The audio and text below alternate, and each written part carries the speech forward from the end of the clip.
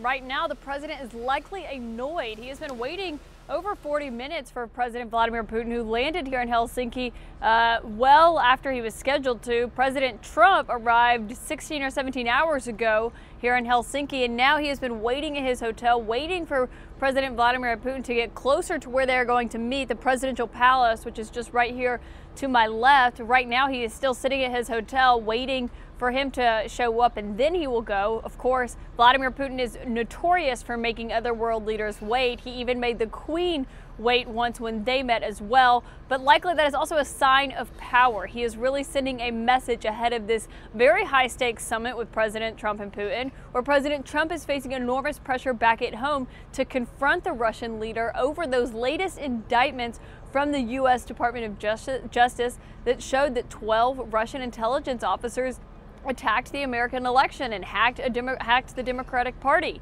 Right now, the president had been looking forward to this meeting, saying it was going to likely be the easiest of his entire trip here in Europe. That is kind of thrown into question now that he is being made to wait by the Russian leader. Well, so Caitlin, how would you describe the relationship between the two leaders? Before, it has been much chummier than we've seen with past U.S. presidents, especially given what has happened in the last decade or so with Russia, being shunned from the international community because they did invade Crimea. But the president has been looking forward to this summit. He said it's a good thing to sit down and talk with Putin regardless of the offenses he has committed.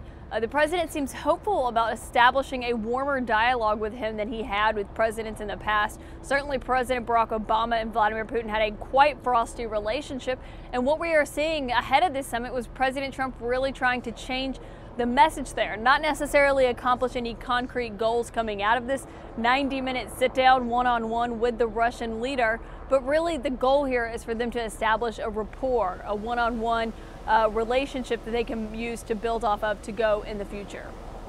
And how is the media reporting back home among general Americans? How would you describe that?